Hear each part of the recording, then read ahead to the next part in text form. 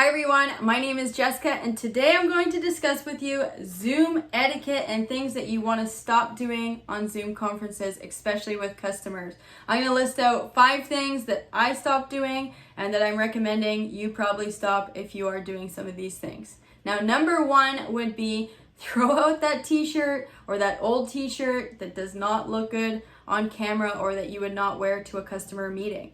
Typically, when I'm on Zoom, I want to make sure that I'm represented if I were to go on site to visit a customer. So if I'm doing video conferencing, I'm making sure I am dressed professionally, my hair is done and clean, and I'm not wearing a baseball hat. I know we all love to do this on internal calls, especially those early morning calls about quota and numbers, but you can still wear that stuff for internal calls, but why not just have it for the whole day and that you're ready anytime a customer wants to call you and get on video. I recently had a discussion with a colleague. Prior to COVID, we were going on a business trip and we were saying, why do you think we need to dress up? Where did this professional attire come from? Who made up the rule? Why can't we wear sandals to work or shorts when it's hot in the summer? And she kind of stumped me with these questions, and I was thinking, maybe for 10-15 minutes, yeah, right, why do we wear these clothes? And then I was thinking, if I'm wearing business professional and I look clean and polished, I'm not going to offend anybody. Doesn't matter what type of customer I'm talking to or person. The scale is I'm always dressed professional. So if I wear something a little bit more relaxed, I'm not going to offend the customer that I didn't show up dressed in professional attire. And I'm going to make another video on what I think that is in the future. But again, dress up for success and for that position when you're talking to customers especially. Now, number 2 would be to stop avoiding going on camera. I know you late adopters hate going on camera sometimes, but to be honest, maybe people are not looking at you. They forget we're on camera and they begin to know that we're having this real conversation. They can see facial expressions, body language. You can see if they're looking at their watch or they're bored or they're yawning. You can even see if someone's eyes are not on the screen that you're sharing during your presentation. I find it a great opportunity to meet the customer. Just the other day, we had 5 customers on video and 3 people on my end on video, and it was just such a great collaboration discussion, and we really felt like we were in the person's office talking. Now, number 3 would be to talk about the camera is don't overexpose your personal life. Now, if this office is a disaster and a mess on the other side or over there, don't move your camera to show different parts of your office. I know you would think, why would someone move their camera?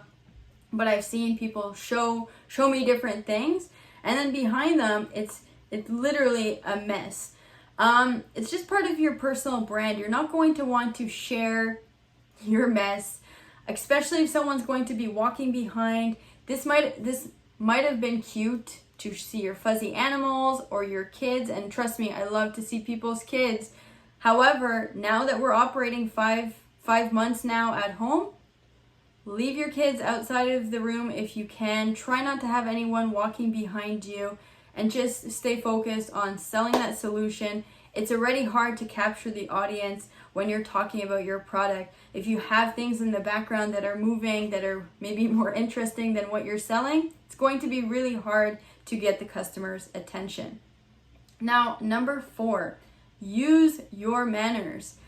If you are in a boardroom in person, not on Zoom, typically, you would say goodbye, you would raise your hand that you have a question, you would excuse yourself from the room in a professional way. Now that we're on Zoom, it seems like a lot of people don't know how to leave a Zoom conference or how to say hello or how to interrupt. There are great features such as the raise hand feature, there is question and chat box feature. If you're on an internal call and you are an active participant and you are on video, it's best to say goodbye. If you don't want to interrupt and somebody else is talking, quickly get off camera, write in the chat box that you have to go, and excuse yourself from the meeting. It's just like any meeting in person, but now it's virtual. So take the same manners and respect that apply in person and just apply them in a virtual way. It's very weird when someone disappears mid-sentence and you're talking to the group and they don't, say that they're leaving or that they have to drop off. So I would just suggest raise hand feature so you don't interrupt your colleagues, or wait until there's a pause on the Zoom. I know it's very difficult. We're all salespeople. We love to talk. We love to hear ourselves talk. Just try not to interrupt.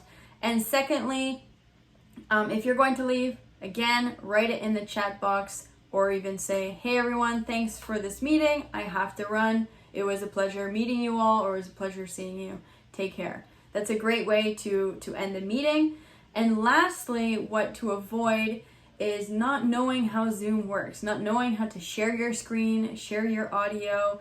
It took me quite a long time to figure out all the settings on Zoom. It's such a large, fascinating tool with so many different options.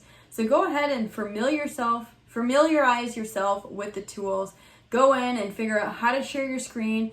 Nothing is worse than having a customer on the meeting and sitting on Zoom for 2 to 3 minutes while you try to fumble around to share your screen, or you share the wrong window.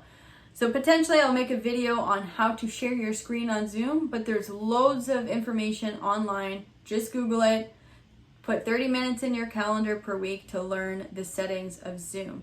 With these 5 things to avoid with Zoom, I guarantee that your presentations and how you present yourself virtually will be a lot better. I'm curious if you have any manners or any suggestions on how Zoom etiquette should work. I've seen a lot of different content out there, and feel free to comment below when you have some suggestions. So if you like this video, give me a thumbs up. I would be really happy. And if you like the same content, feel free to subscribe, and I will see you next time. Thank you for watching. Bye-bye.